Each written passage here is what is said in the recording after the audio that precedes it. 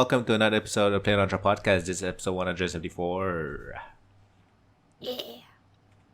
Nice. Woo! So things happen, not that much though, but It's July, and that's pretty much the story. We're still indoors. Yes. In the you middle were of just summer. I just wanted to tell the story because we were talking about tattooing butts. So there's this tattoo artist. He was telling a story about how he wasn't tattooing butt, he was tattooing the asshole itself. Oh, God. Yeah, God. so Is the money that good? I've heard when you're an apprentice, you do anything. Oh, I've yes. heard that's the way to go if you just Assholes? tattoo your butthole instead of bleaching it repeatedly. Oh, just I tattoo have it once heard. and you're done. This one was a bit different. It wasn't for like cosmetic purposes, I guess. It's more for so he was the bottom of a gay relationship. It's a dude. Uh-huh. Okay. He wanted to put like a bullseye target kind of thing on his asshole. Because the guy didn't know where it was? Okay. I don't know. I guess it's supposed to be sexy. I don't know. Sexy, kinky, something. I don't know. But it was his first tattoo, if I'm not mistaken. Oh, that's a way to start. dude. Why? Never get your first tattoo on your asshole. Like, just a professional recommendation from me, I would say. Like, yeah, I just gotta So- even in the butt area, like, but the asshole itself, like, Yeah. So it was his first tattoo. The He healing didn't periods. have like proper nourishment before, like didn't eat properly, and I'm not sure if it was hungover or anything, but I think the pain was too much that he vomited onto the floor and passed out and just kind of fell on his vomit. oh, that makes it easier. I get it. I think at that Yeah. point, though, they're not allowed to continue. Aw. Yeah, no. Legally, I'm not sure. Ethically, they probably shouldn't. I wonder what the laws are, like, I mean, it'd be definitely more dangerous. I don't think but there are wonder, laws like, though. I don't if think. you could get, like, if you got, like, a registered anesthesiologist, like, put you under for a tattoo, like, I wonder if that's a thing. That's Mm. not Think what it I would thought be you a were trying thing? to say first. Oh. I thought you were trying to say, like, anal anesthesiologist. I was like, what is he talking about? A little breath mask for my butt to capture my farts. Ew. I am disgusted. But yeah, So, like, I don't know. You know how after you tattoo a part, whatever, it's sort of like a wound. Like there's Yeah. Yeah. a lot of holes in it, and you gotta like treat it like a wound. So if it's on your asshole, how do you shit? Yeah, that's what I Painfully. was thinking, for sure. Because it's gonna get infected, right? Like how do you? You would think, wouldn't it? It's like I guess you wipe it with alcohol after. Ah. Because that would Bag for a sting. while. That would sting. Sting like Because a during the mofo. process itself, they will like An use alcohol disinfectant and stuff to keep wiping, Yeah. and there is this sometimes it really depends on like the artist and stuff, but sometimes they use like a something to reduce the pain, but the initial wipe will sting, so Yeah. Oh. it really stings for like a few days. So don't poop for a few days. Like don't eat your vegetables. I don't know what you do. Yeah, be careful what you Liquid-only eat. diet. Easier to deal with. I guess. I can't deal not pooping for a few days. Yeah, I just don't know. Just no. that'd be bad for you, for sure. Yes, I don't want that pressure. I don't want this tattoo. Who wants to go through this? Yeah, Ugh. and it was in a funny position too. He wasn't like laying on like the Yeah. table or whatever the thing Like a is. downward dog position, kind of. He was kind of just spread his legs and he's spreading his butt cheeks and he's bent over. Oh Yeah. God. It was a weird thing to read about. You know, I've had some bad days, but I've never had spreading my ass cheeks for a tattoo in my asshole, thrown up from the pain, fell in my own vomit, passed out kind of bad day. Maybe he threw up from pleasure. You don't know. Is that a thing? I don't know, I man. don't know. I still don't know if it was a good day. Yeah, You vomited regardless if it felt good or not. that's probably not a good thing. Yeah, Yeah. for most So- people. So okay, children, don't get tattoos on your asshole. At least not for your first one. Children. Not for your first one, man. Yeah. And first timer tattoo artist, You don't have to. You can say no. But when you're like super new, you kind of just take anything you can get. I know, Yeah. but I think he was I don't. I think he was an apprentice or something. It always is. It's always the apprentices, not the people who've been there forever because they know Hell better. yeah, hell no. If I was getting my butt tattooed, though, I would not want the apprentice. Like, I mean, I guess I never want the apprentice, but I especially don't want the apprentice for the butthole. That's fair. Yeah. But the you might not have any option. You might go to like a really experienced one and they're like, no, Yeah. I'm not tattooing a bullseye on your asshole. Yeah. Which They is know fair. better. It's because they were the apprentice once and they have a story. And They've they're like, "I had their passed share my of call." buttholes. Yeah. Like, I don't need to do this They reached their quotas. Like, no more buttholes for me.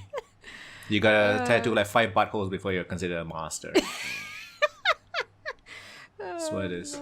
Hardest challenge. If you are a tattoo artist listening to this, please confirm or deny. Is it 5 tattoos? Is it 5 tattoos? Is it 10? It's like karate.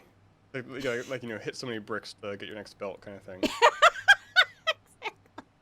Are you on the 1 or the 2 butthole tattoos? Talking about buttholes, I've been watching a Joss no. Whedon show. Oh yeah, he has Buffy. he is a butthole. Joss Whedon's a butthole? That came out as a thing? I don't know. He- I don't. No, not me. Not me too. I think. No, it's more like I don't understand. To me, he's like Hideo Kojima. Like people worship him way too something much. something did come out about him actually. Really? That's why I thought you were. Yeah. Let me see if I can find it. Yes, please do. Uh-oh. But I've been watching Buffy. I just finished like season 4 Nice. yesterday. I really like it. Like, it's my first time like Buffy's actually great. I properly love sitting down Buffy. and watching it. Cool. Back then, when I was a kid, when it was on TV, it was just like an episode here and there. Are you going to watch Angel at all? My partner says I should. At least I asked the because- crossover episodes.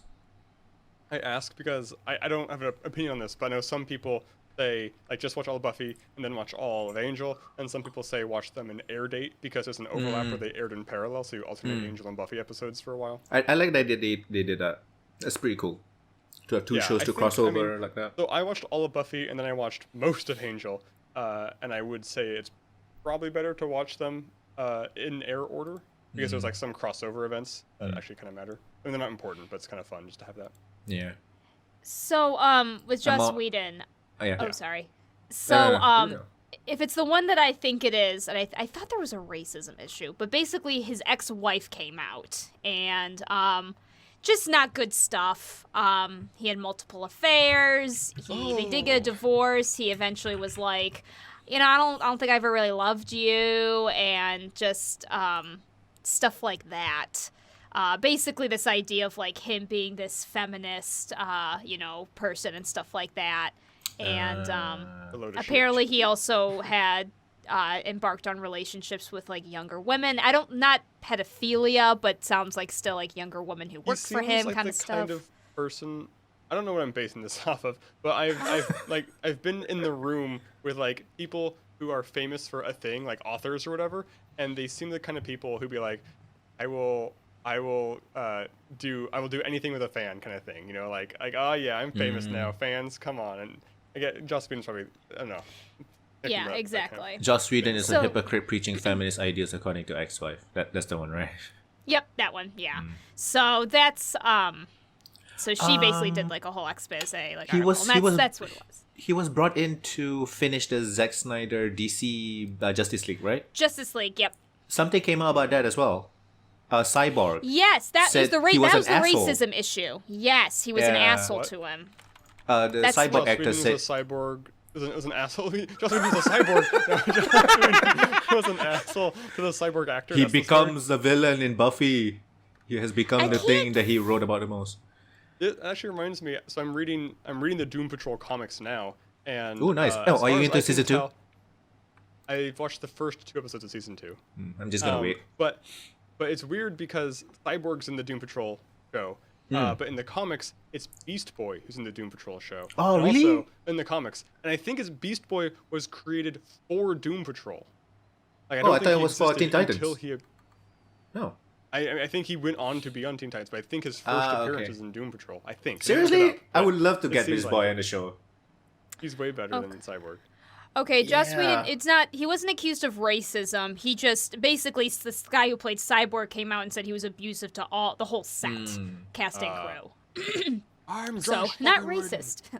So at least I'm not a racist. Firefly. Yeah, sure, I'll take it. I'll take sexism without the side of racism. Hold the racism, please.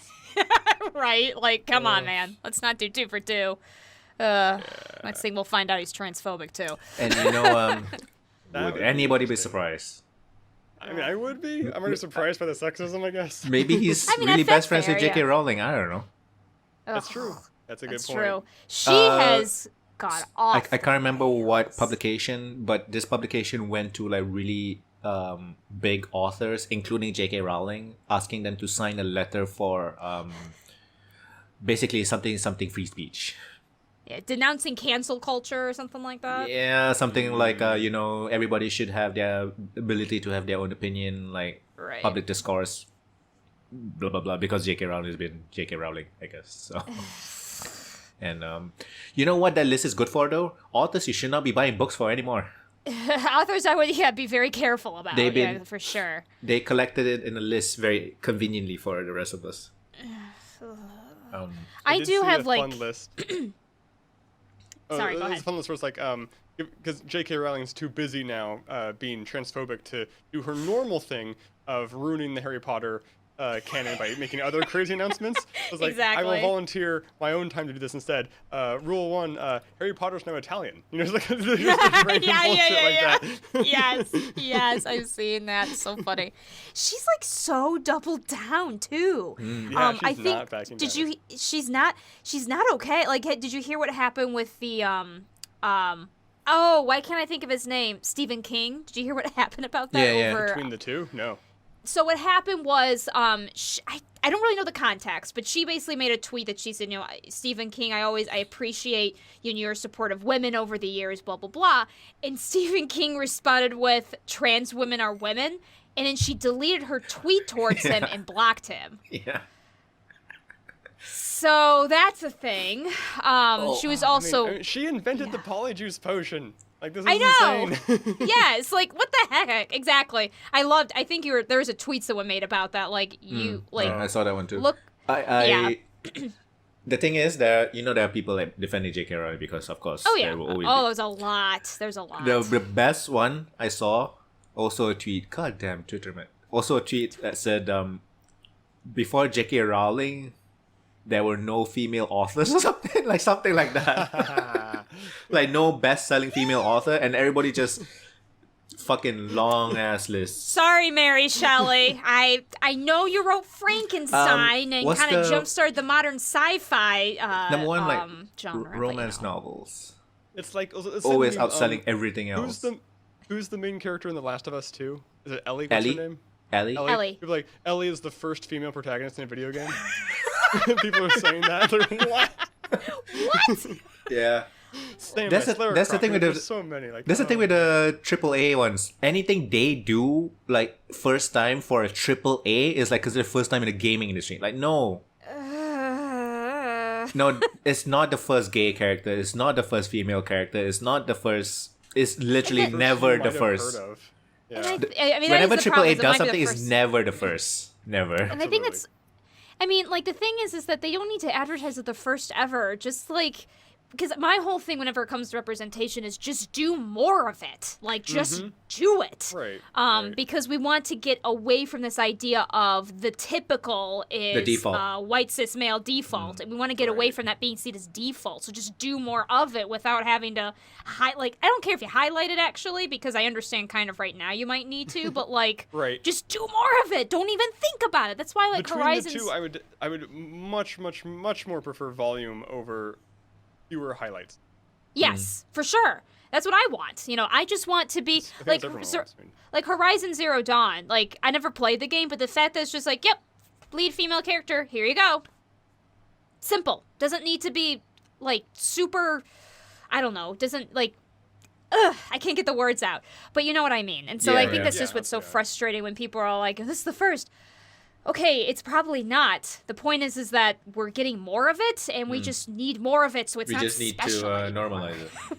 Yeah, exactly. So it doesn't have to be like freaking out that it's become seen as, Political. Which is political statement, having a gay character is a political statement. What? I don't want the gayness shoved down my throat. The cock's not going down your throat, dude. That was a little vulgar, but still. You get my point. It's not going down your throat, but watch out for the butthole, though.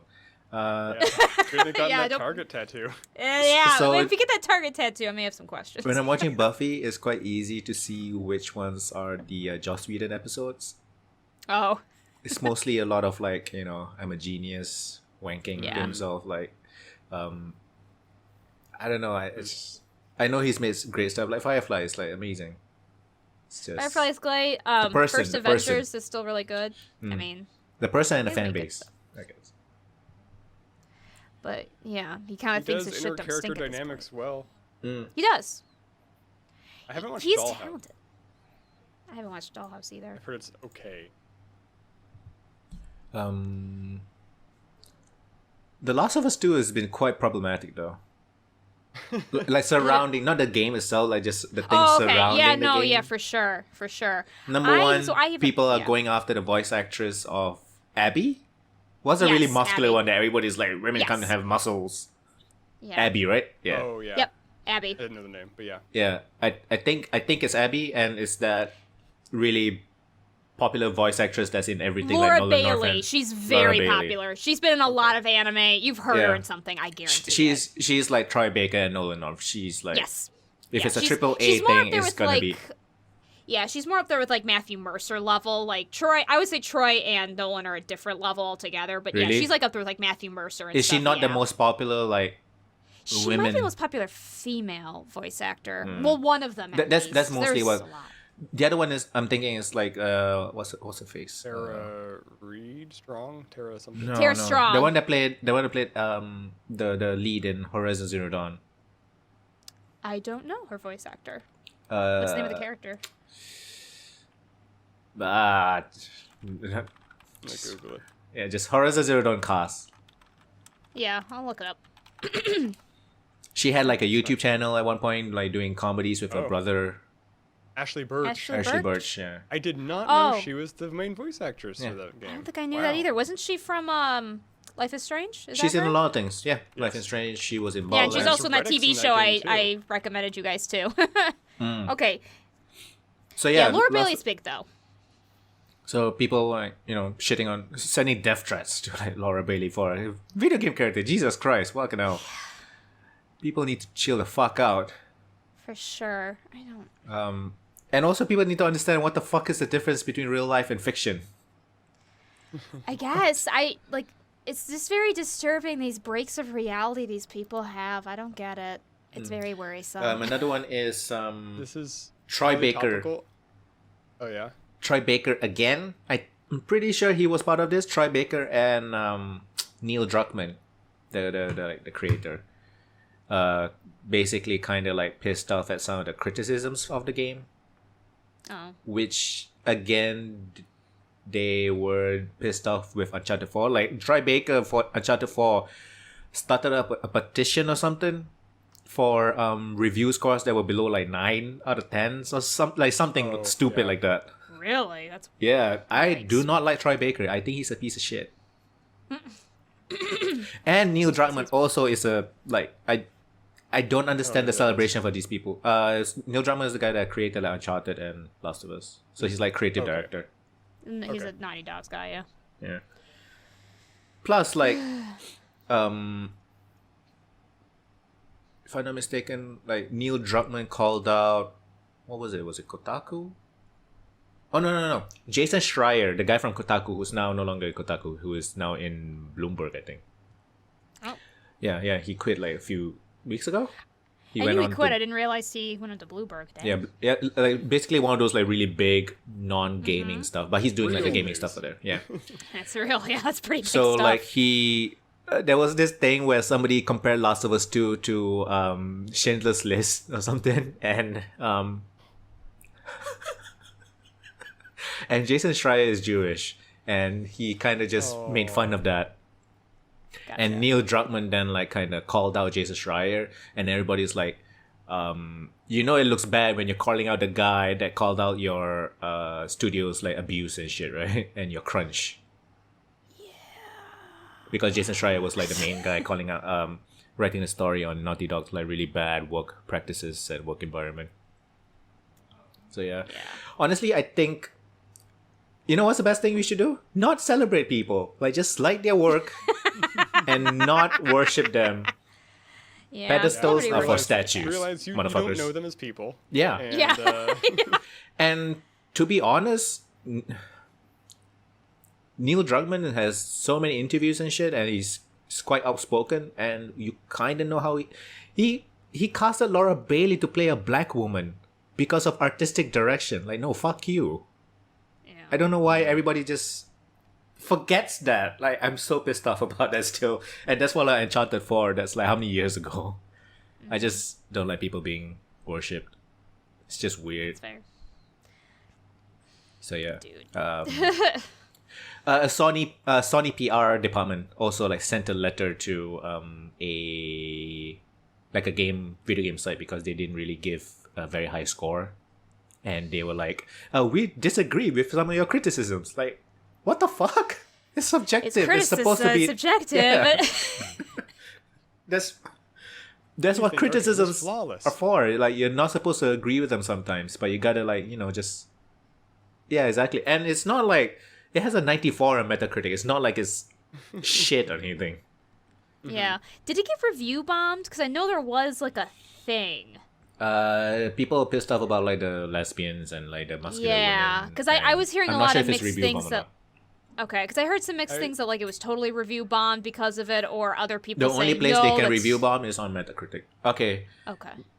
Critic score for Metascore is 94 and the user score is 5.4 because of course. Exactly, yeah. And I mean, I don't like the only because I never played the games, so I don't really know as much with the criticism. From what I've heard, the main like besides the prejudice criticism against like lesbians and the muscular woman and stuff like that stuff's stupid. But I guess apparently there's something about how the trailer of the game had led you to think it was going in one direction and then it didn't, and so some people felt like it was doing a disservice to the first game. But I've also heard that those people to be are quite fair, overreacting, so... a lot of like the proper criticisms are being drowned out with all the crazy people shouting about muscular women, so I'm not Yeah. I haven't actually seen like any proper criticisms of the game. I was actually just reading a funny thread. I don't know if it's a funny thread from a female bodybuilder about how like no female could build their body like that in the post-apocalypse. Because you need gyms, you need rest days, you need protein powder, Oh my yeah, all this gosh. stuff. Calm down. A lot of work in a very long post. You want realism in a zombie game? Yeah. What? Zombies, people, zombies. In that I don't case, want no... realism in imagine realism in stealth gameplay. No more bushes to hide it. That's gonna suck. No more bushes to hide it. Also, your character can only run for like 5 seconds at a time and gets really tired after an hour of sneaking and running around. Like, Yeah. what are you talking about, guys? Oh, jeez. I mean, The Last of Us is not perfect. There's quite a few problems with it. It's like, number one, a lot of it is with the narrative and the game, like how it wants to make you feel. Number one, the whole like, oh, female, oh, lesbian, first one, and then the part where apparently you have to kill a dog and they make you feel bad afterwards, but they never actually gave you a reason or like a option to not kill the dog, and everybody like, oh, Interesting. masterpiece storytelling. No, man, like, no. I mean, it's been That is so called long triple since A Last of Us. storytelling. It's been so long since 1 came out, I don't remember it that well, but I don't remember the normal story being the best. I remember the normal story being very good. I remember the only thing being like really memorable and noteworthy, because I remember it, being the end. Like the end was just really cool, because it's kind Yeah. of like a twist ending almost. Yeah. That's what I heard too. Yeah, so I don't know, like what 2 is really trying to emulate. Like, I wasn't that attached to any of the characters in 1 anyway. I think 1 was definitely heightened. I mean, it was kind of at its time, like the greatest game of its time kind of thing. It was lots of rewards. It was very highly acclaimed, and it was a long time until this The game. gameplay itself, 2013 is when it was came out, I think. very good. Like, very good stealth, very good action. That had that punch laser technology is the first game with that. Yeah. like really like that resource scarcity makes you really like gauge your decisions. It's kind of tactical in that way. Like the gameplay is, I don't know. I feel like it's hard to critique unless it's just not your kind of game. Right. And a lot of people I know did really feel with the story for sure. Yeah. So, again, but I don't think the story is bad. I just don't think it's like the gameplay is better than the story, I would say. fair enough, yeah. And so, but you're right. It has been a long time. I mean, when did Last of Us 2013 come out? Ish. 2013. Yeah. I mean, it's been 7 2013. years. And I mean, there is just something to be said that when you have, like, the longer time, like, when you know a game's in development, the longer time that you've been waiting for it, the worse I think people are going to respond to it. That's just my observation, to be quite honest with you. It's just because people get this built-up idea of what they want and what they're looking at, and also, it never fulfills their expectations. I think people need to expand, like, the things they play a little bit. For like, sure. not just, like, there's so many really good indie games out there with, like, actual really good storytelling, emotional, like this. Triple A should not be where you're going for this. Well, I think, and I don't mean this in any way as a critique, I think a big reason that a lot of people play video games, I mean, a big reason that people consume media is for the shared experience. So the easier it is to all cluster around the one AAA thing, that's what people are going to do. Like even when it happens briefly in indie games, people all cluster around the one indie game. Undertale. Like Undertale. Yeah, or whatever. Oh. I mean, it's good that I mean, it's good when a AAA game does it because it's a huge blockbuster, and AAA games can help normalize things easier. Especially with like gay characters, like non-default characters. So AAA should do it. It's just that you should definitely, if you care about these things, AAA is not like end all be all. There's so many things out there. No, it's not. I think there's definitely a place, for both. But yeah, I mean, I don't know, man. I play AAA games all the time. Yeah, people just suck. gamers, I think it's what you should they say. do suck. I just mean that gamers just entitled. That's what I was gonna say. I don't like using the word entitled because I'm a millennial and I hear the word entitled and I want to shrivel up and punch the nearest. Sometimes the to word me. needs to be said. Yeah, but in this case, it's just true. Like gamers can be really entitled. They The just really outspoken think. gamers are, the prime example. Whenever they use like the word lazy and game developer at the same time, like Yes, they didn't try. We need a Karen for gamers.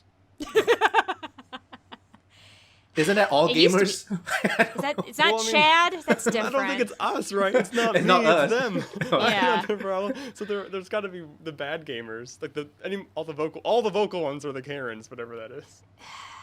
I mean, Chad We're is not kind vocal. of being We just have a used. podcast. Yeah, we're not entitled to our opinion at all. Yeah, I don't know, man. Yeah, Chad has something else. Yeah, I don't know. I don't know what. Chad's more like a frat boy term. We need a. Yeah.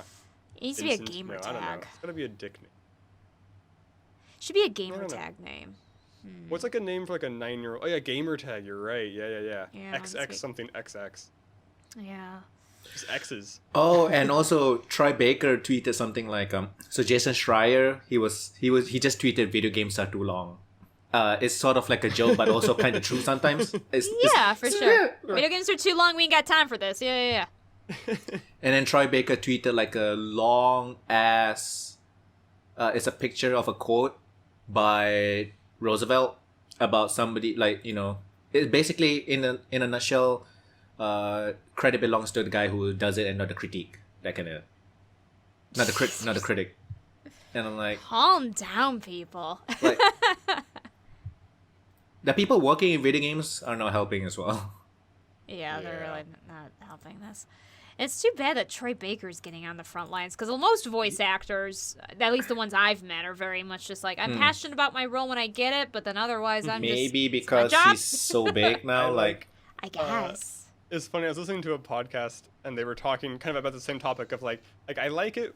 I like actors who are very much like method actors and like they're really into their craft or whatever. But I also really, really like actors who are not into that at all. Like there's an interview they were talking about with Tommy Lee Jones, and he was like, so how do you get into your character? He's like, I show up, I say my lines, and I go home. Like, well, like, would you ever want to be any of your characters? He's like, no, they're fictional people, and I'm me. You know, just like completely like shutting the guy down every time. Or like there was some other movie where like Dustin Hoffman was playing a character who was supposed to be super haggard, and so he didn't sleep the night before, and his co-star's like, have you ever tried acting? You know, just like Exactly. yeah. I like Also, both kinds like, of people. It comes off really shitty when somebody like Troy Baker is doing it, because we know that he's making way more compared to the QA guy That's also true. That's For also sure. true. that's working It's like 12 the hours and equivalent of Or even the the- next voice actor. Like, voice Yeah, actors mostly get paid peanuts, man, if they're lucky. so like he's Troy just- Baker is like Tom Hanks, I guess. Like he gets paid a lot of money Yeah. per movie, and he's shitting Pretty on, much. and he's you know what I'm saying. Like it's just I really You don't know, like the guy ever since the whole Uncharted 4 thing. Yeah. Yeah, I absolutely, getcha. absolutely. You know how Tom Hanks was one of the first like celebrities to get COVID? Yeah, That's right. him Yeah. and his wife in Australia or something, right? Yes. Yes. So he's been donating his plasma to people to like study, and he was on NPR last week. Like, wouldn't it be great if the cure for COVID was Tom Hanks's blood? Oh, I wish. That'd be great. He's still clean, right? Like I think he's fine now. He's been fine on the radio. no, not about Yeah. COVID. Like just about like anything. Like not Me Too Oh. or anything. He's like oh, I haven't heard clean, anything. right? Yeah, I think he's still. I'm not the there most is- in tune. No, I mean there were a lot of jokes during the Me Too movement that are like, nothing's been heard about Tom Hanks. He's Tom a Hanks and cool Weird Al, dude. they're the two. Yeah, exactly. Nothing about Weird Al and Tom Hanks. They're good. So, or like Keanu Reeves too and stuff like that. So no, as far as I know, Tom Hanks is pretty golden. So So I've been watching Buffy, and I've been playing a game called Days Gone. It's a Uh-huh. triple A zombie game. Yeah, I heard of it. Yeah, it's on So the many of PlayStation those. 4. I think only on the PlayStation 4, yeah. And, you play a biker dude.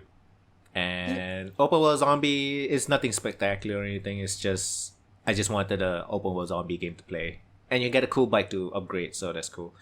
Overall, it's okay. It's not the That's cool. best game, it's not the worst game. I remember like Kotaku's headline for that particular game was like a very okay game. Yeah, it is very okay. Like it wasn't a bad game, but it wasn't a good game. It was just very okay. That's what I heard about it. Yeah. And that's fine. Has its fun parts. But that's all I did. Just like Days Gone and Buffy. What did you guys do? So I've been doing something very different, actually. I am now part of 2 MMOs, which is very unusual for me because I don't join MMOs. Where do you find the time? Pretty much Yeah. because that's what my free time has just turned into, is just doing that instead of anything else I might do.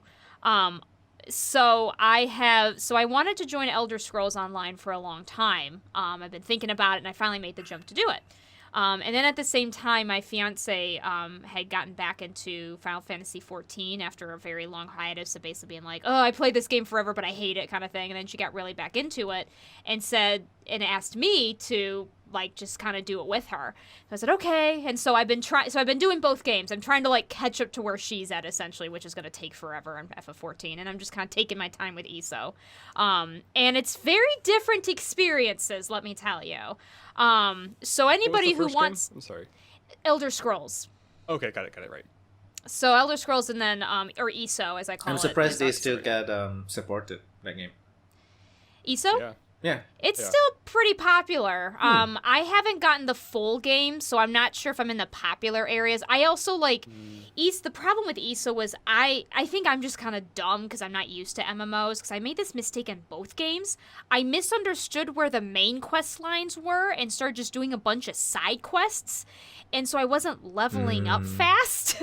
And so ESO I would say actually MMO UIs can be quite yeah. confusing at a lot of times. And so, Absolutely. and that was the I just wasn't used to the stuff and such like that. And so it took me a long time to understand, like, oh, I haven't. So, like, ESO, for instance, I was like, oh, I haven't done, like, any of the main quest line. And so I just finally started doing that today. And I finally am, like, leveling up much faster and actually getting money. Because that was the problem. Was like, I was like, I have no gold. And I feel like I should be raking it right now.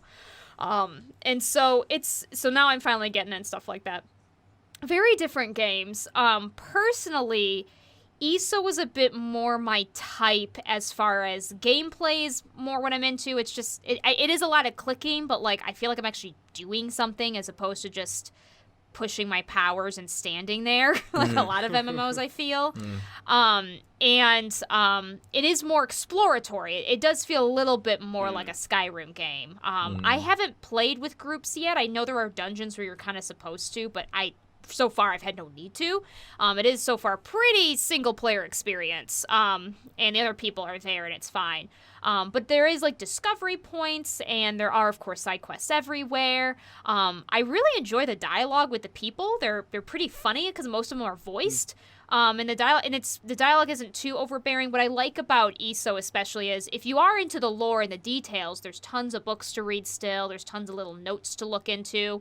But if you're not, the way that they do the dialogue for the missions, they make it pretty straightforward. Like, you don't have to get into the nitty-gritty if you don't want to. Otherwise, they make it very like, yep, this is what you're doing. And you can kind of follow the check marks, which some people like and some people don't. So I enjoy it for that. It doesn't look particularly pretty, but, I mean, as far as, like, the characters, the environments are gorgeous, but kind of like Skyrim, nobody looks super hot anime style, which is totally fine with me, but I know a lot of people are mad about it. Wait, why? Yeah, because people are weird. Isn't that the style has always been?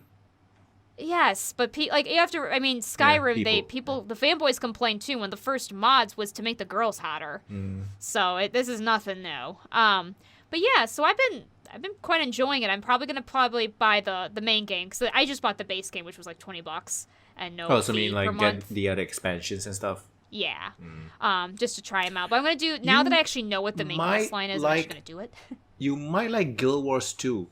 You might like. I was I'm not just sure. thinking that. Yeah. Oh really? The exploration is very similar. Yeah, because Okay, like interesting. it's the only MMO like I actually properly played, and Yeah. it What about really Destiny? is it really an MMO? It's very different. It's very different. So it really gave me the sense that I'm exploring, and it kind of rewards you for exploring too. Yeah. It has jumping puzzles, which is maybe a good or bad thing depending Yeah, on what. but how you combat feel is about that. definitely like a lot of Fair like point and click and not Just really as standing action. still Yeah, using your yeah. Yeah. But one it's a thing pretty that's solid really game, I nice. Yeah. One thing that's I really nice about thought- ESO. Oh, sorry. Go ahead. I thought I haven't played Final Fantasy. I actually almost picked it up over the sale, but I didn't. But I thought Final Fantasy's maybe it's the raid stuff, but I thought it had a lot of like dodging and movement based, like almost like bullet hell type mechanics. In But maybe 14, not. Okay. 14, it's more like here's a radius of effect attack. Try to get out of the way. Okay. ESO is a little different, where it's like someone's about to do a great attack. Make sure you block it and try to push him back. Oh, somebody is stunned. You got to use your greater attack. People have said that the ESO paddle system isn't great. I just find it more fun because I'm actually like button mashing and feel like I'm doing something. While in 14, I chose a black mage. On purpose, because also I forgot to mention in ESO you can dodge. You can roll dodge all through a round. So you'll see like an area effect, and you can do like a dodge roll very quickly. In FF14, I chose a black mage class on purpose because I knew that everything was just going to be like hit the button to do your attack or move, and not really a lot of like actual dodging. Like your dodge mechanic is pressing a button and then you dodge. Like, it's not actually moving around. So I picked Black Mage, which I'm totally fine with, because, yep, it's just me casting spells. So I can do that. How much is the subscription model again? $10 a month? I want to say it's actually 20. Holy shit, seriously? Oh, that's higher than I know ESO's 20 actually, no. Wait, what? I think ESO does it. You don't have to do it to actually is it play like the game. Optional, yeah. All Republic kind of thing? You can Yeah. sub and then you get extra stuff? Yeah, exactly. Okay. You get extra stuff, and so it's like 20, I know, I think it's actually 15 for 14. Yeah, it's probably I think it's 15. 10, FF11 was 10, I remember that, but I think 14 is 15. So you buy the game and then you have to pay the 15 per month. ESO, if you want to just pay the $20 flat and that's all you do, you can play the game that way. You won't like get everything, but you can play the main storyline that way. And you get Morrowind. And then if you pay the $60 extra, basically for that, you can get everything they have so far. And then if you pay $20 per month, you get extra that on top of that. So you got different choices. FF14, though, the aesthetic is very nice. The clothes are really pretty. I want all the pretty clothes. I want to wear the pretty clothes. And I think 14, one thing it does pretty well is, like, I can feel like I'm a way higher level in 14 than I am at ESO. Just because it's just easier to get through the main storyline and ignore everything else in FF14. So that's kind of nice, at least. The actual missions, though, in FF14, at least the ones I'm at right now, I hear they get better, but the ones I'm at right now are just terrible. And I think that's just a big difference with ESO. ESO does have a little more variety in the missions. There's even some stealth missions. And the way that, like, some of the missions go, it doesn't feel nearly as much of stand here, click the same button that you use for everything to do this. Like, there's, like, a set of missions where take the bucket, put the bucket in the water, fill the bucket with water, pick up the bucket again. And that's, like, a set of, like, 5 missions on FF14. And ESO doesn't really do that kind of thing. It's a little different. So I feel like ESO's missions are more varied or interesting, even the side missions. With FF14, I don't really. It's much more of a, like I want to collect all the pretty things. Yeah, I want to collect all the things. That's kind of, And FF14, I'm actually, like, because my fiance is playing, I'm already part of a group and stuff, so there is more of a social element. I haven't, like, found my social element in ESO yet, because I haven't really actually talked to people and stuff like that. So there's that aspect to it, too. So they're very different. I don't really say if I have a preference. I mean, FF14, I'm only doing it because my fiance is kind of playing a little bit with me. Otherwise, I'm not sure unless I'd, like, had friends, I'm not sure how much I'd really care for it. Well, ESO is much more of, like, I feel like I'm sitting down playing a video game when I play ESO, as opposed to 14, where it's like, 14 is almost more mindless for me. It's just kind of easy if I don't want to think about it, which might be why I'm almost doing more of it, because it's just almost easier in a weird quote-unquote way, but ESO's got better missions. That's for sure. So, but yeah, so that's been, I don't play MMO, so this has been a really strange experience for me. I can never get into an MMO. Like, the only one was Guild Wars 2, and I don't even know why for that one. I don't know, it just gets, like, because it's designed for, like, all the social stuff, like you said, but so when you play, when I feel, just how I feel when I play solo, I just feel like I'm not getting the full experience that I should get. For sure, yeah. And the missions are boring as fuck. Yes. So, like, because my problem with KOTOR is that you could play that single player, but the missions, like, they had the same problem as FF14. They were just kind of boring. I don't know. Like, it was just like, kill this thing and collect this thing. I played an hour of the Old Republic, and I'm like, holy shit, it's boring. Yeah, I played it with my also a big deal for dungeons. Yes, exactly. And, like, ESO at least looks really pretty still. Like, you have your different environments, you're kind of discovering locations and stuff. It can be overwhelming, I would say. I haven't found the Skinner box in ESO yet, but I found it real quick in FF14, I guess is the only thing I can really say. The missions got really, really samey after a while in 14. And I don't know, the dialogue is just more engaging for me in ESO too, just because, I don't know, it's a little ridiculous. Some of the characters are just more lively in my opinion. It helps that most things are voiced in ESO as opposed to 14, but it also just helps the dialogue isn't as long. 14's dialogue drags.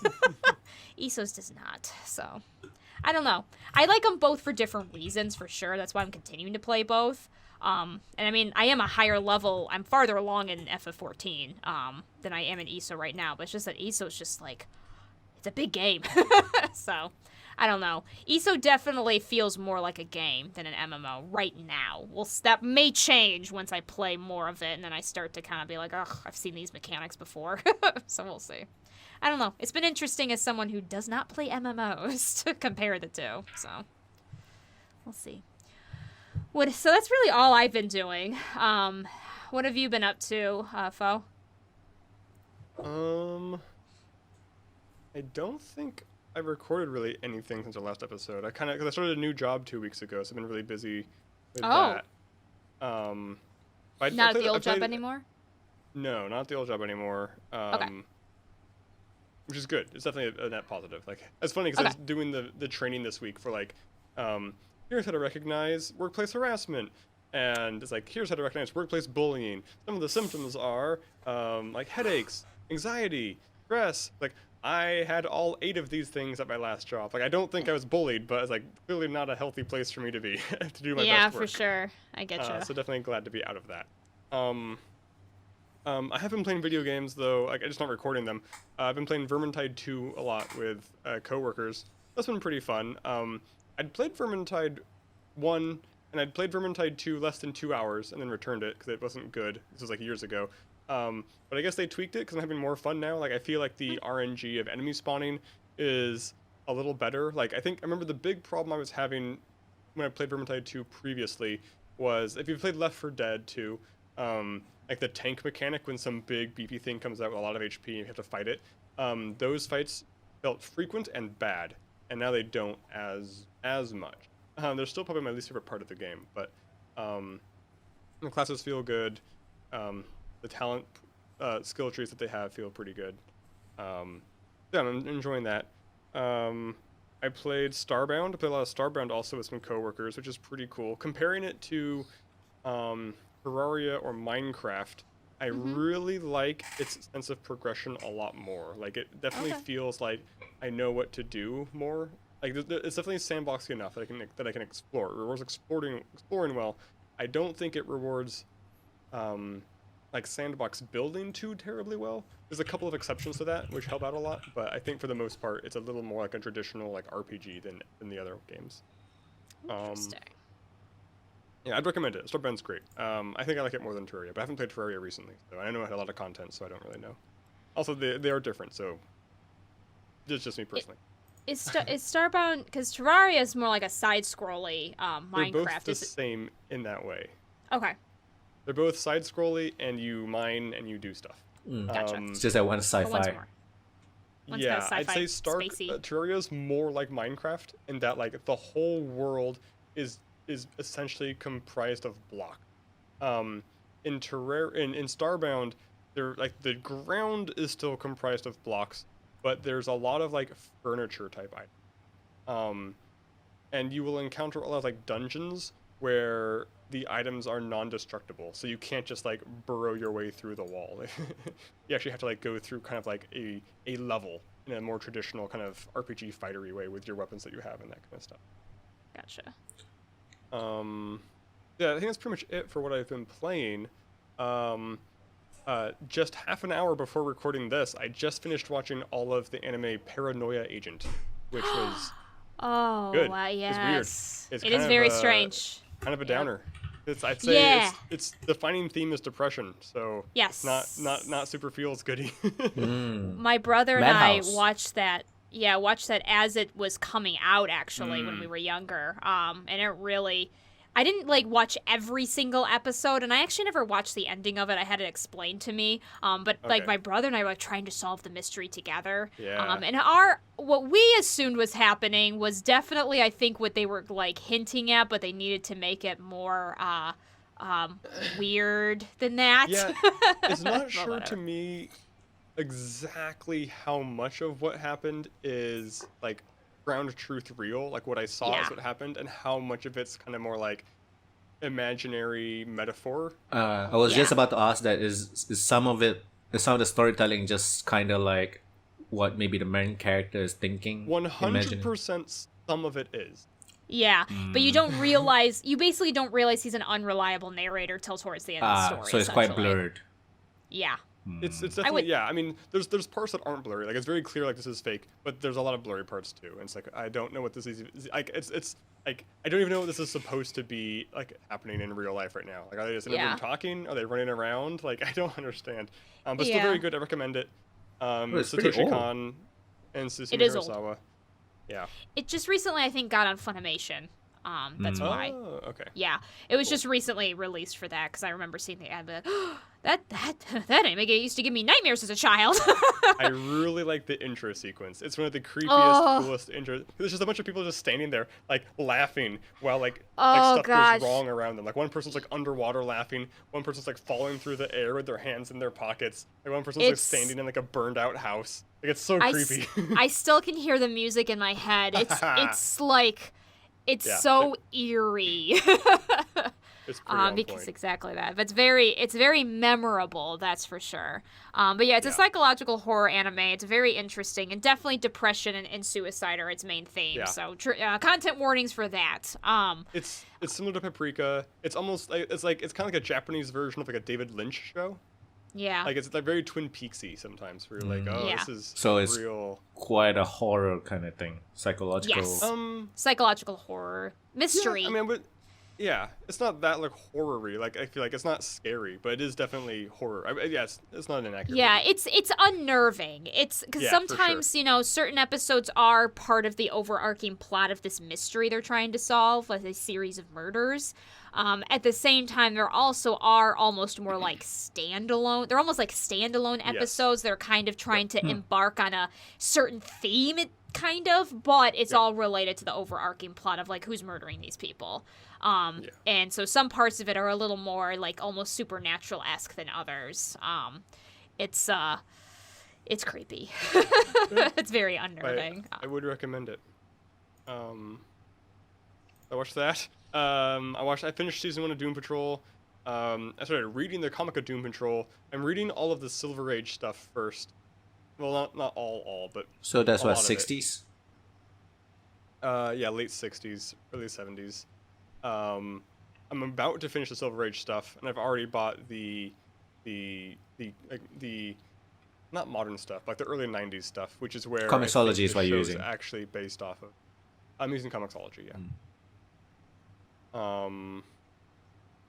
It's weird. It's actually really annoying to buy because like they group the comic into these trade paperbacks based off of like sometimes Arcs? it's just like a change in cast. Like they're like, 'cause like the so the there's the Silver Age series, which is like there's 2 trade paperbacks for that, 2 big volumes, and after the second volume ends, there's still like 20 more issues before that run ends. So I had to go and buy all those individually, which is just annoying.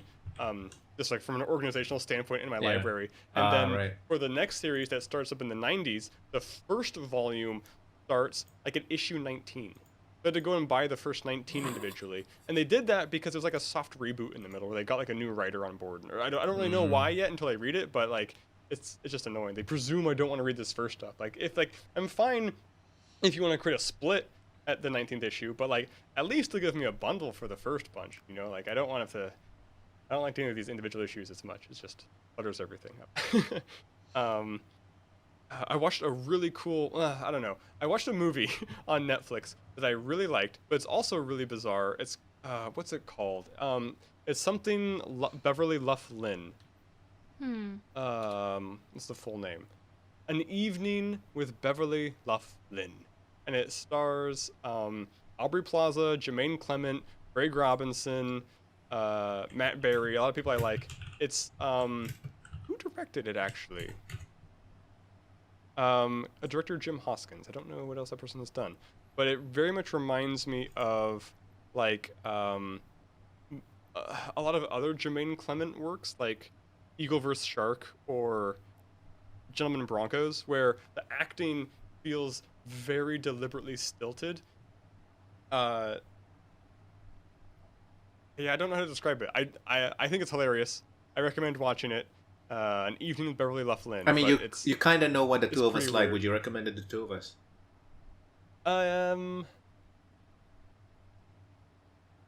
Yeah, I think so. I don't know that either of you will think it's like the funniest thing ever. I think it's the funniest thing ever, but I think it'll hold your interest and you'll talk about it with the people you watch it with. Gotcha. And it is funny. Just because it's so kind of weird. Never heard of this one. I mean, it just came out, I think, pretty recently. It's 2018, apparently. Okay, never mind. Awesome. It came out Premiered in it was added 2018. to Netflix recently, though. I don't know. Okay. This director has not done anything I have heard of. Oh, he did the ABCs of Death, letter G. That's funny. Weird. I think that's pretty much it for what I watched. Last episode, did I already talk about watching Shogun Assassin? I think I did. Is it the one with the cart? Yeah. Okay. Yeah, I did. Yeah, I think that's pretty much it. I rewatched season 1 of Barry in preparation for season 2 coming up. I might rewatch season 1 of The Boys in preparation for season 2. Oh yeah, is season 2 out or? A trailer came out for season 2. Oh but right, not right. the episodes yet. I didn't watch the trailer yet. I don't know if I will. I probably will. I haven't. Amazon Prime has How some much pretty good Roman shows. holiday? Yeah, totally. So did you guys buy anything on the during the Steam summer Yes. sale? I actually I spent a haven't. lot more than I intended. I spent like $40. bought 2 games, and it's my third and fourth purchase this year, which is quite rare. And I think the whole like me playing stuff on console, but also the Epic Game Store is actually working. Yeah, for sure. That's funny. Interesting. Yeah. I bought Life is Strange 2, Interesting. like all of it. Oh, did you? Yeah. Mm. Finally, I'm gonna hopefully play it. Maybe after the zombie game. And I bought there's a open world like Chinese fantasy RPG. It's called Gujian Tree, and it was like 60% off. It's like action RPG open world, but instead of like any kind of fantasy that most people are used to, it's Chinese fantasy and very much Chinese medieval fantasy. Cool. It's translated to English, so you guys can definitely play it. But translation is not like the best. Good enough. It has like a lot of things apparently you can do, like not just like combat and stuff, but also I think either town building or house building kind of thing as well. Like Like a Fallout kind of thing. yeah, there's I quite like a lot house of things building. going on for it basically, and a lot of like people playing really house. like it. So What's it called again? Gujian, Gujian Tree. That's the latest best one that everybody is recommending. There it is. It was For some reason, it's on 60% my off. ignored list on Steam. It was Yeah. it's 60% off when I bought it. That reminds me, I Yeah, gotta, so because the good. game that you linked, or like the bundle of games you linked me to, the sale hadn't started yet. I gotta look into that too. All Is the it a gays. side-scroller? Which So much what's gay. the side scroller? Gujin? Is it Oh no, a no, it's like side-scroller? third person action RPG, Okay. pretty much. Okay, the trailer at first looked like a side scroll, but yeah, now it's clearly almost Dark Souls. Like, look How at do you these spell bosses. it again? I'm sorry. Gujian Tree. Probably easy to find it on Google Both. rather than a Steam search. Both uniform Juliet. So yeah, if you're into action RPGs because Chinese fantasy is not something other than like what what was it called? Jade Empire? The game from BioWare?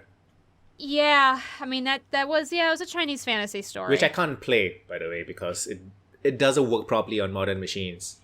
It doesn't. I don't know how because I did get it to work a long time ago because I played it on PC, and I don't know how because I remember I tried to play it again recently and it just didn't work.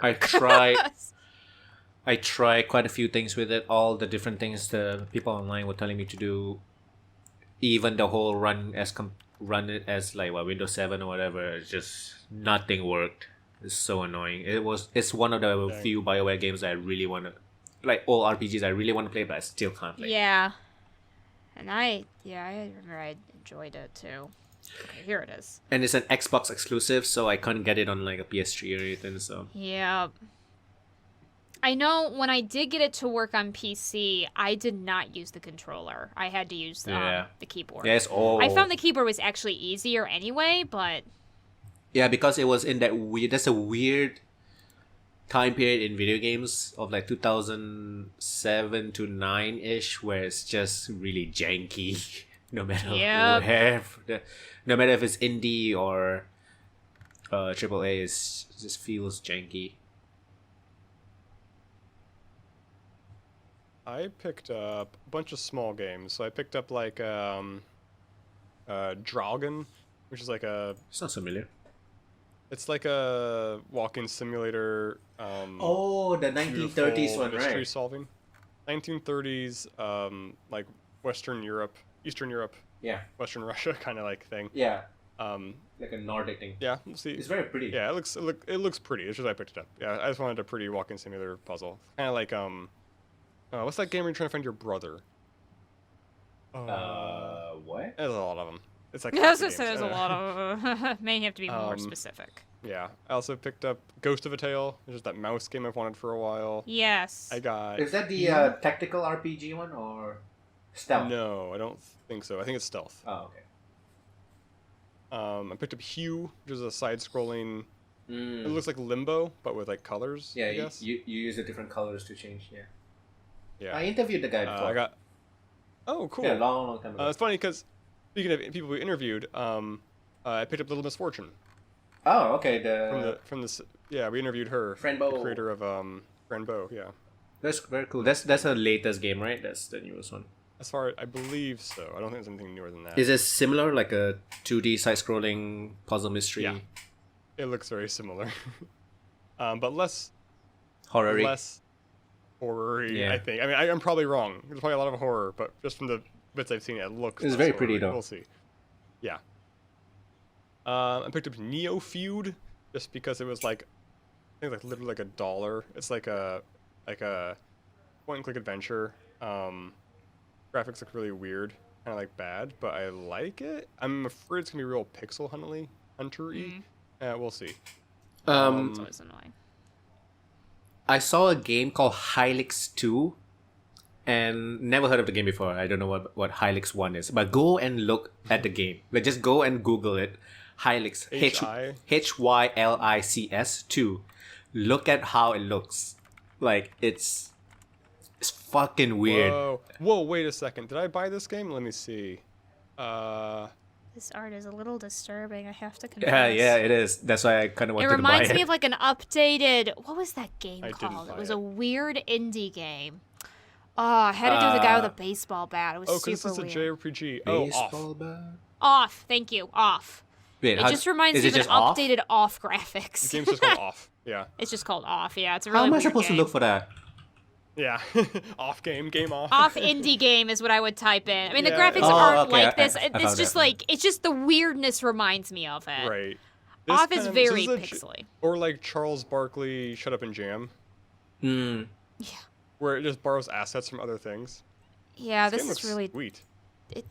Yeah. It's a little too. The art style's a little too disturbing for me. I have to definitely don't like the confess. characters. They remind me of like Spy Kids 1 body horror Oh stuff. my which I gosh! don't Yes, like. they do. Oh yeah. But it yeah, caught my does. eye like straight away.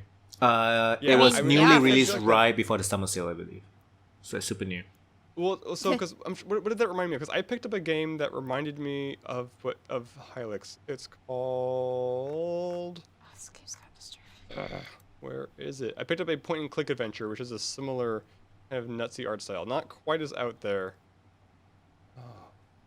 Was it Neo Feud? It might have been Neo Feud. But it kind of reminds me of... There was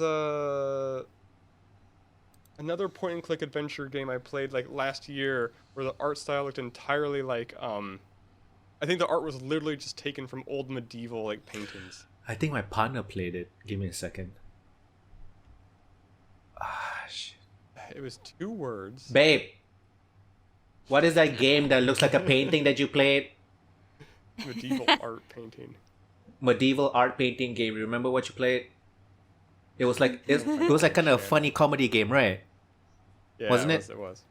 Funny art style is like a painting come to life kind of thing. You played it, I remember. Medieval painting is the key part.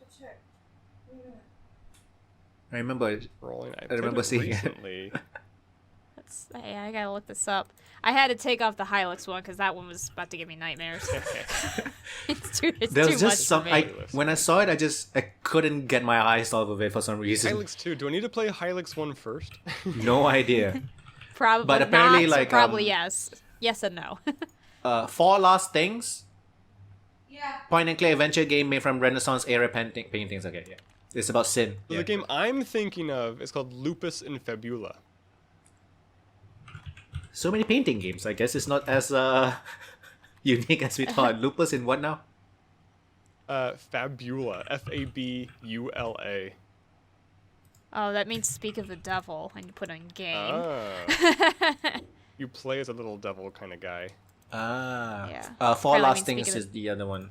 The one that I was Last thinking of. Things. What's it Yeah. called? Fall. What is it? Four Last Things. Four. So medieval Last era Things. Yeah, Renaissance it looks- painting, and it's like That a looks funny like, game. like if you just Oh, showed me yeah, this for sure. footage, I'd assume it was the same game. But I've actually seen this Lupus in Fabula as well. And my partner wants it. of course, because that's.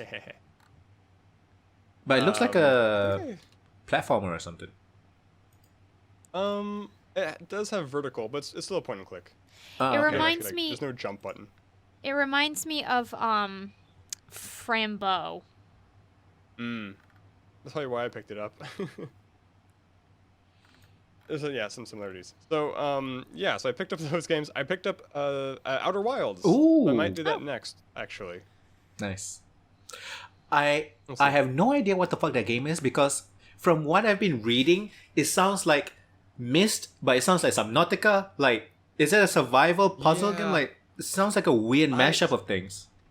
I feel like it's a puzzle game, but I've also done no. I thought it was a research, so I don't walking know if there's any simulator. survival elements. Yeah, I heard it's a walking simulator with some strong puzzle stuff, like Infra maybe. But somebody was I like don't comparing know. it to Subnautica, which is a survival game. Yeah, so if it's I don't want that much survival. So I didn't do any research, but if it's too much survival-y, then that's gonna kind of suck for me. Yeah, but apparently it's like a game of the year for a lot of people. Not what I want. Yeah, I only bought it because like three people told me specifically to play it. It's like I don't want to play the mainstream game, but it's also like less It's than quite $10 indie. with the sale. It's definitely indie. It's a really popular I don't indie. know. Yeah, I mean I still haven't played. Please fucking play it and explain to me what the hell it is. Okay. Yeah, I'll do that. Closing up, the last two games I bought were Sumatra: Fate of Yandi, which is a real low budget point and click adventure that from a developer who I've played several of their games before, and I really like. I think they're pretty funny. Their comedy style is pretty good. That should be interesting. I got the last two games are Wayhaven Chronicles Book 1, which is just a visual novel. Like, not even very a visual novel. Like, it's almost literally just a novel. Like, it's mostly just text, and you choose options at the end. Gotcha. But it's again like literally $1, and I like. Oh, you guys, had with them. I'm not sure. Horizon Zero Dawn, the complete edition, is now on PC, so you can. Yes. You know. It's out, or you can pre-order it. It's pre-purchase, yeah, pre-purchase. It's Okay. coming out 7th of August, so it's not that far away. Okay. But it's And I the think final thing I $50 though. Yes, I'm definitely not gonna get it for full price. Yeah, I definitely. do want the game very, very much, but not for $50. Yeah. Yeah, $20 is what you should get it for, because that's pretty much what you Okay. can find it for on That's PlayStation on 4. my wish list now, I guess. And the final thing I got was What Remains of Edith Finch. Oh, that was really Yep. good. I've That been was told really I need good. to play that like You yesterday. Both of you should Yeah. play it, definitely. Yeah, I've been Yeah. told I Yeah, have look- to. It's great. It's, I'm sure I will love it once I do it. I just haven't sat down and did it yet. it's one of those walking So what- simulators where it feels like you're actually doing stuff, number one, and number two, Oh, cool. you explore this like really like big house, and the house itself is like a character. It's just really cool. It's just really, really good. Like Gone Home, kind of. Even more. Okay. Cool. So I think that's pretty much everything I've done in the past month. I'm sure I've watched some stuff I'm forgetting to mention. That's all the big stuff that I guess I literally remember. I was so close to buying Sayonara Wild Hearts and Telling Lies. I just want to play Sam Barlow games. But apparently Telling Lies is like not one of his best. Remember Sam Barlow, right? You guys like remember I think so. I Her Story. What else? Her Story. Oh yeah, Okay. yeah. Right. So Sam Barlow is the FMV guy. That's right. That's right. But Telling Lies didn't really get that great reviews. I'm not sure if it's the story or if it was like buggy problems or what, but I just maybe in some other time. I definitely recommend Horizon Zero Dawn. And also they teased Shadow Warrior 3. So if you guys are into like fast-paced first-person shooters, that's Not as much. what else? We were just talking about like Chinese fantasy, right? And I just saw like this new Chinese fantasy action RPG just released Yep. called The Wind Road. Full name. Wind. Did you buy anything, Sarah? I didn't buy anything from Steam. No. I I really haven't. The problem is that like I'm kind of just too afraid to buy new games because I have such a backlog. So I honestly just have been like avoiding, especially now that I have the 2 MMOs and stuff like that. But I just looked the game that you were mentioning. I definitely put that on the wish list because that looks really cool. And I have so many others I need to play. I'm actually trying to see if I can finally buy the thing that you tagged me in on Twitter, but I can't find it. There's no link, so I'm trying to find through there. Yeah, apparently the sale is gonna start somewhere mid-July, I think. Yeah, it's supposed to start today, I think. Oh, but okay. I'll see. Yeah, I'll keep looking. They didn't say where the bundle will be, but I'm gonna assume it's itch.io. Okay, got it. That's I think the problem is I couldn't tell where it was supposed to be. Yeah. And it probably makes more sense because itch.io take a way lesser cut compared to like Steam. Yeah. Basically, for sure. I think people might be wondering what the fuck we're talking about. It's somebody on Twitter was like talking about putting a bundle of a lot of like LGBT visual novels. I think. It was visual novel. It was supposed to be a visual novel kind of bundle collection for Black trans lives specifically. Not all of it, of course, is about Black trans, but it's meant to be LGBTQ and people of color kind of mix and stuff like that. So it's a lot of different visual novels, and they're all. They have here 14 games featuring romantic and queer content, including 11 visual novels, 1 arcade brawler, and 1 shower simulator. Not sure about that one. Shower simulator? Okay. I don't know about that one. But the rest it's of them not that cool, shower with dad game, right? Hopefully not. I don't know about that. So. Is that where you are the shower? What? I think it must be the game that's called Rinse and Repeat, and the only picture I see is a white buff man with a black hand washing him, so I'm a little concerned, but I have to trust that it must be okay because of I've heard of that one. Yeah? It's like just a bunch of gay people like having showers together or something. Like something funny about something like that, yeah.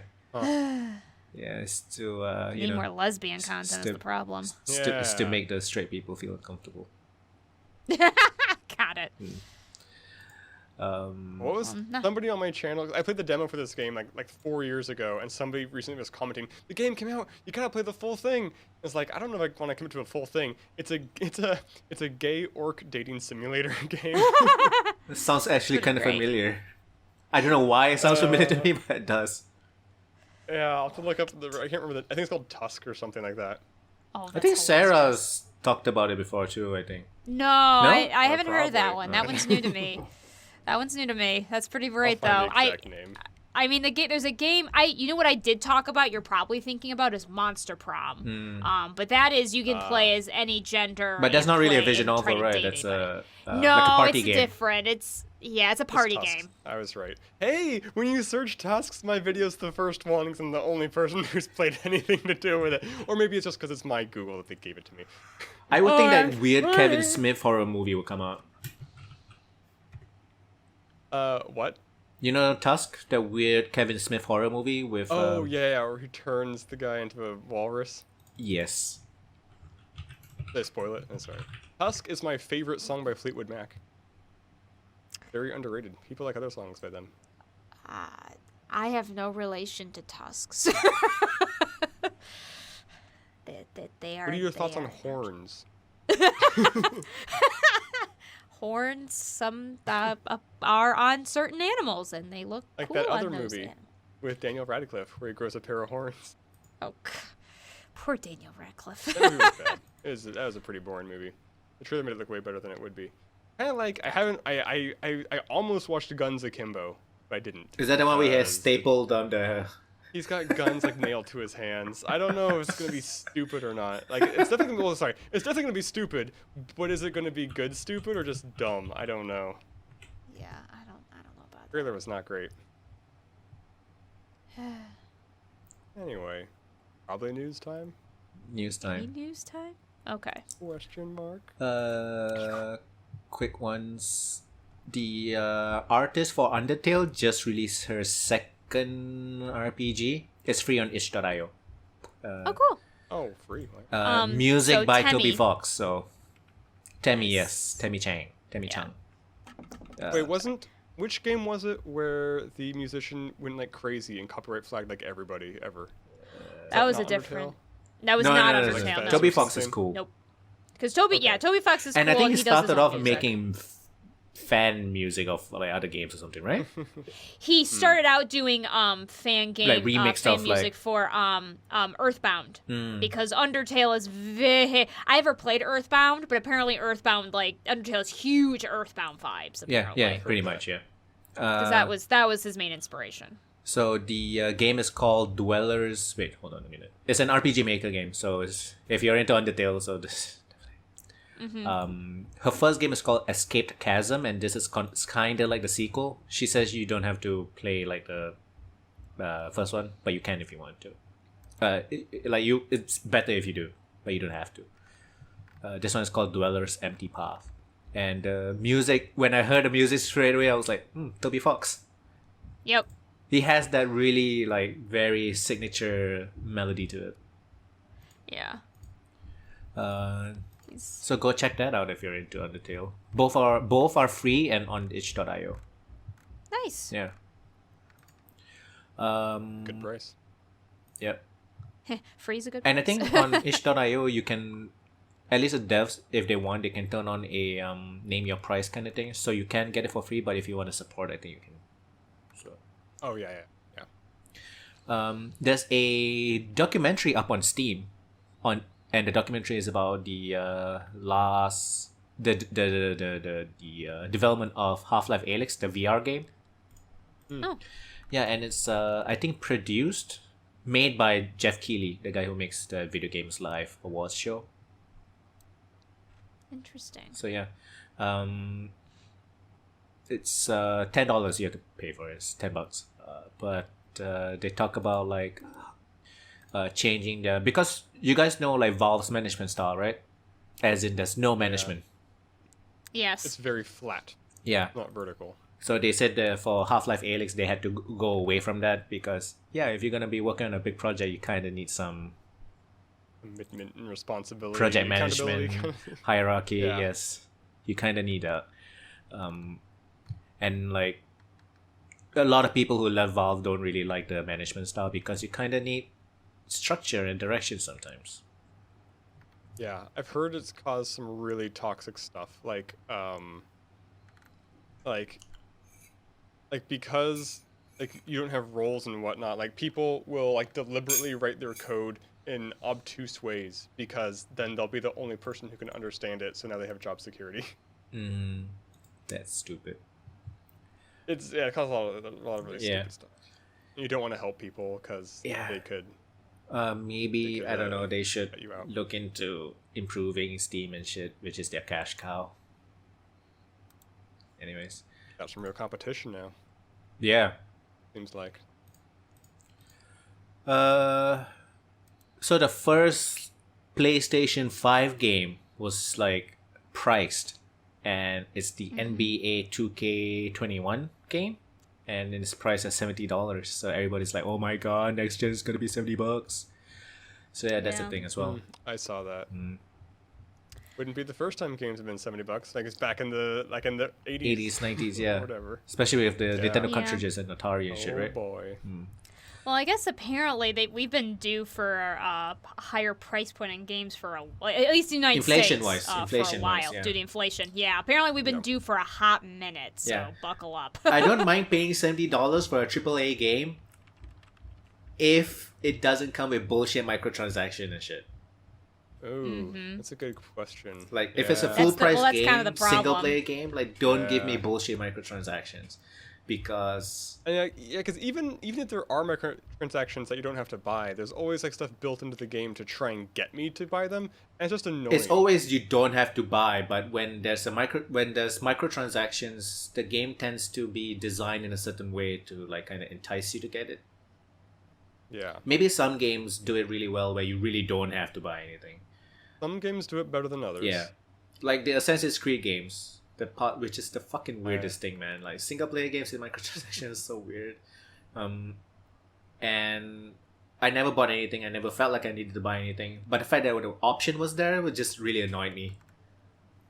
Yeah, I mean, Pandora's box has been opened with microtransactions. So Yeah. It's pretty normalized for like the younger generation of gamers. it really is. Like, I mean, it's look at it's not a Fortnite. negative to them. Mm. Yeah. I mean, I think the thing with the younger generation that they're going to have to face is the fact that I think they have become used to a free game with microtransactions. I mean, look at Fortnite. It's free to download. That one I'm and- okay with because it's free, so you don't have to pay $70 to get in. But the loot box thing is the problem with that one. Oh yeah. I'd rather Yep, just it's a buy big the problem. thing outright and not randomly try to get it. Yep. So, and I mean, but also look at League of Legends. Also technically free, but they have one of the more like well First taste is respected. free, man. Dota 2 Yeah, is the game pretty is good. free. But All pretty the much heroes all are the available to you, right? Yeah, pretty much the only thing you're really buying, if I recall correctly, in League of Legends are skins. So they've got a system. Don't you buy down, heroes I too? think. Is You that don't true? have to. You don't have You to. can buy, but you know the grind's not great. So Got like it, got I it, think okay. Smite did it pretty well too. So you pay like a $30 like unlock. You get all heroes that's available now and any and all future heroes too. So it's almost like you're buying the game, kind of. You don't have to. You But can unlock Smite's it. Blah blah free. blah. You don't have. Smite's Gotcha. free. Yeah, Okay. Smite's free. So I just paid $30 because I really enjoyed the game and I wanted to put in some money into it, and like it's I think it's a pretty good that way. And Dota 2 was like I think the pretty good ways to do, at least with this whole like MOBA heroes thing. Because something grinding for the heroes is just crazy. It's just so many to unlock. Yeah. Yeah, I'm definitely a little like self-contradictory on it because like I don't need or necessarily even I want games to have free demos, but I don't necessarily need them to be free to play. So I don't know how to square that circle. So that's just one more thing. Oh god, it's all Uh-oh. the Me Too stuff. One more thing. So Ubisoft, the more I guess well known part of this Me Too like wave Yeah. is Ubisoft, and holy shit, I didn't realize it was so toxic over there. And I'm not sure if you guys remember, but I've always kind of like among all the AAA studios, Ubisoft it didn't make my favorite games, but I always kind of Right. liked them because they had like a very diverse like workforce. Yeah. But I'm like, fuck Ubisoft, man. Jesus. So I was actually following one of the fucking abusers on Twitter too. Oh. Abusers. Oh no. His name is he's like from, I can't remember where exactly. I can't really pronounce his last name, but Adrian. He's like I think like PR marketing for like esports and Okay. like Watch Dogs, Legion, those kind of stuff. He's based in Toronto, their Toronto studio. And Got it. I was just on Twitter one day, and then suddenly like the guy put up a post on Medium. I'm like, wait, what the hell is this? He really was like before all this, what he portrayed publicly on Twitter was very like, I'm a black guy in video games. I even started like this. I'm a black cosplayer. I even started this like convention just for like black game developers and fans to come together. Like he's really like, I was like, this is a Yeah. cool guy. No, not very. No, he abused quite a lot of people. Oh. Anyway, sorry. He had quite a bit of power as well because he talked to a lot of like streamers, content creators, those kind of thing. And if you want to get into the good graces of like big companies, you have to go through people like him because he's like first point of contact or something, or the only point of contact maybe. So yeah, he had quite a bit of power as well from that perspective. But a lot of the Ubisoft allegations with the I can't remember his name. A lot of articles though. He was basically the head of the Toronto studio or something, and he was the guy that choked the woman at the party. Oh. Yeah, and you know what happened after that? His wife Nothing. His wife was the Hold on. interim head of HR. What? Yep. And the wife asked the victim basically the wife told the victim that he wants to apologize, and they went to like a cafe for him to apologize, and it was wet works and stuff, all the waterworks, and like holy shit, man. So 2 people have one of them resigned due to the allegations, and one of them have been what's the word? No pay. Suspended.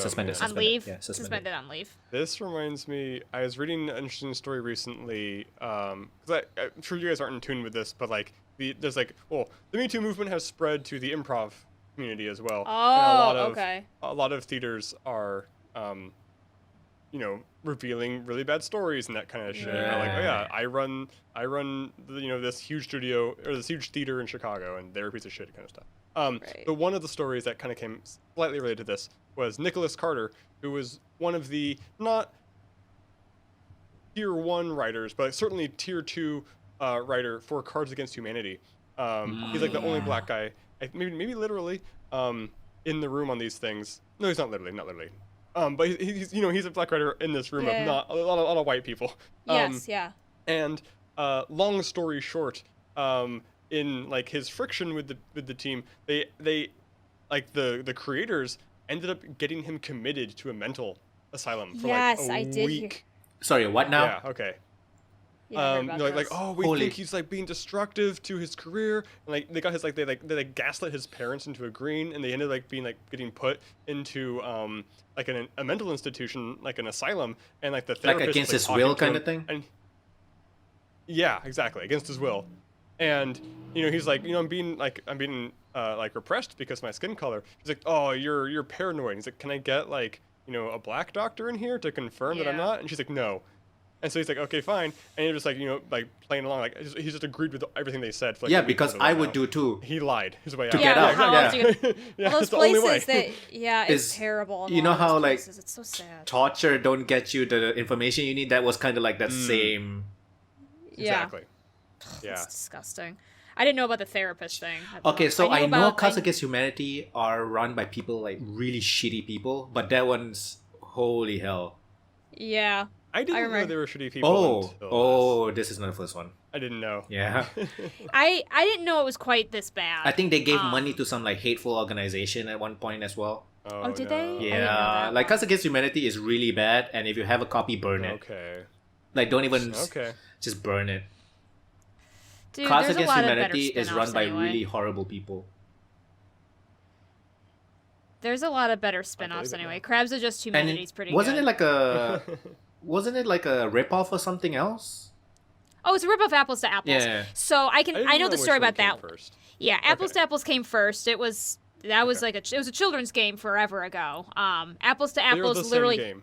It's very much the same game. Apples to Apples, there's a bunch of noun cards and a bunch of adjective cards. So the judge puts an adjective card and everyone puts the noun cards that they think match, and the judge's supposed to pick whoever they think matches the adjective the best. And you can get kind of silly and dirty with it just because they do have options that you're like there was the infamous en front card that was in there in some of the games and stuff like that. I played So Cards Against Humanity a few times, and the first time was the funniest, and after that it just gets boring. And some of the cards, once the shock value wears off, that's kind of why the best ones are the more open-ended ones. And so what they did do, this was a long time ago, very long time ago, but Cards Against Humanity did, because there were a bunch of spin-off games people made. I jokingly said, but it's true, Crabs Adjust Humidity it's a spin-off that we have, and it's pretty good. It's not nearly as there's some shock value things, but it's not quite the same. But but not just that one, but they did try to sue against some of these games, and their lawyers warned them. They said, if you do that, Hasbro or whoever owns Apples to Apples, it's a major board game company, wish they did is gonna come after you. We're gonna come after you. So, and they're like, okay, so that's why they didn't, that's why there's so many spin-off versions of Cards Against Humanity, because they wanted to sue originally, but their lawyers warned them, don't. You are opening a can of worms you will not survive. Maxime Ballin is the guy that choked the woman. And I think he is also the same guy that he quit in 2017 to work with some other company, and then he came back to Ubisoft at a higher position with more pay and everything. Great. I mean, this is that's all the abuse, but that's also the whole women have a tougher time getting promoted and getting salary raises in Ubisoft and stuff like that as well. Man, Great. Fuck Ubisoft. Jesus Christ. Ugh. I thought they were one of the AAA companies that were doing it right. I guess not. Yeah, I guess not. I don't believe they exist anymore. It's just I mean, nobody companies left. do There it is. right, not Ubi. Yeah. And the CEO, the French guy, was like putting out statements about how he's gonna look into it and things will change. Blah blah blah. PR speak basically. Nothing. Believe it when I see it. And it's just that's what I always say to those things. I'll believe it when I see it. You know, I'm not Yeah. gonna like celebrate them, but I'm also not gonna be like, no, you're not. I'll just gonna wait till I see your action, then I'll respond. You know what I mean? Like, Yeah. it's just. I Talk think is it's not just. sufficient. Yeah, and I guess that's just as a woman who's faced misogyny. I think it's very similar to those who have faced racism. I mean, like we've seen this happen before enough times that's like not really gonna respond until I actually see real changes. I'm starting to get sick of the "we will do better" like phrase. I'm getting sick. Oh, of for it. sure. I mean, I think it's one of those things that, like, I will admit that I'm not sure, besides extreme action, like, besides basic stuff like firing the person, and trying to be more, trying to help the victims and stuff like that, I think overall it is one of those things where, like, I'm glad they're at least addressing it, because at the very least ignoring it would be Acknowledging it. worse. You know what I Yeah. mean? Like, not acknowledging it would be much, much worse. But you're right. It doesn't mean anything until I actually see changes, though, for sure. It's, like, to me, it's less of a, ugh, I'm sick of it, and just more of a, it's meaningless until, that's how I feel about it. Latitude. Yeah, for sure. But at the same time, I'd rather they say something than not, than just ignore, or worse, say, we don't believe these allegations. That would be way worse. But yeah, it's just there's I'm not gonna praise you guys until, and even then I'm not even sure if I'll praise anything until I'm actually feel comfortable that there's actual legit change. At this point, like we said at the beginning, don't praise anybody. Is it feels like they're making a change because they got caught.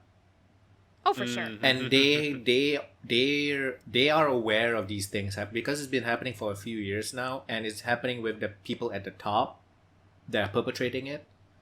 So like it's things they already know about. So why now? Like Oh, no, for sure. I mean, it's definitely without better than doubt. them not doing anything. But like, Yeah, exactly. And that's why I'm not gonna like say yay, because you're absolutely right. honestly, they only even did if something they 'cause they were change, caught. I don't think it's. I don't know. It's just. I'm definitely not the kind of person that's like, guys, we can all love Ubisoft now. Yeah, They're yeah. better. Yeah. Like They're it's good. They're all good. they're all good. And I think, unfortunately, when it comes to video games, unless you're only going to go with your indie developers, which is fair, I mean, Even indie. unfortunately, Even the even indies, some man. indie developers. I know. Jesus They're Christ. shitty as hell. Or they're just trying to be crazy afterwards too. They do, There's yeah. some really They- abusive they- motherfuckers and like really like influential people in the indie game scene too. Yeah, that's why like Undertale's fan group is freaking insane. But Toby Fox at least is a good person. Hopefully. And honestly, I think the Hopefully. fact that he's hopefully, I'm just crossing my fingers, nothing's been said about him yet. Let's just put it that way. I mean, it does help that he's a very private individual, to be fair, which not necessarily a bad thing in some ways. Just because, like, I feel like if you are committed to being private, then you're going to be in less of situations where trouble could happen. The Assassin's Creed Valhalla, the next big ass Yes. Assassin's Creed game is coming out. The main guy, the director, creative director, whatever. This I think like Middle Eastern guy. Yeah, he quit because he was like getting into affairs with other people. Oh. Yeah, and the game is coming Okay. out like in 6 months or something. It's- Okay. basically, like he lied about his relationship. Like basically, he told people like, "Oh, I'm not married anymore," or "I don't actually have a wife. I wear a ring because my very conservative Arabian Islamic family, wants their son to be married, that kind of thing. So I wear a wedding ring." Oh my gosh, So- his poor wife. Oh. Yeah. Oh, that's awful. So That's so Ubisoft bad is for just really shitty from like just so many people. That's really bad over there. where do they find these people? Yeah. I was job hunting. My mom was like, would you ever want a job in video games? Like, no. Nope. No. Same, man. Wouldn't even consider it. And usually it's like when you have these kind of people on top, they hire similar people like that. So like, it's just, Exactly. it doesn't break the cycle. Cronyism. Yeah. You gotta They're a rebuild. good culture fit. And Yeah, exactly. I think I Yep. remember reading like on Twitter about like these abusers. They have sort of like they know each other and they tell each other things to like keep themselves safe or something like. Yeah. Like a playbook. I guess Yeah, so. for sure. Holy hell, Jesus! Like every day, there's a new story by some victim. Yeah, and it's really it gets like me after a while because especially when the stuff about the more of like the female content creators like on streaming and stuff like that came out. Like, not that I'm necessarily doing this as a job, but as you guys know, I have my other podcast and we're trying to grow and stuff like that. And it gets a little spooky sometimes to read some of those stories and be like, oh my goodness, like I am interested in seeing what I can do in this area, even if it's not really a full-time thing. And now I'm just terrified that I'm going to get hurt because all of this stuff coming out. It just really, I always knew that it was a problem because of course I did. But I will admit, even as a woman, and I've been very lucky that I haven't truly experienced misogyny in the kind of areas that I do. I mean, little things here and there, but nothing compared to what these women have been through. And it's just like, wow, it really hits hard how rampant it is. And it's discouraging and demoralizing, which is unfortunately kind of the point with what these men are doing, but just also really depressing at the same time. It's The just, other, I'm not sure big one or what, but a lot of people have been calling out the fighting game community as well, especially the Smash Evo Bros. had a one. problem. Evo, Smash Yep. Bros. Smash Bros has a lot of pedophiles for some fucking reason. Because a lot of kids play it. Maybe, and so pedophiles. I guess so. And the That's the only thing I can think Evo, of. I guess CEO or something had to step down because he's an abusive piece of shit as well. Yeah, Like, I don't know like too much grooming. specific. Yeah, I don't know too much specifically what happened to Evo, but I know it was like enough issues came out that they had to practically shut it down Yeah. for now. Well, besides, And they COVID, of fired him, I course. think. He didn't quit, I think they fired Yeah, him.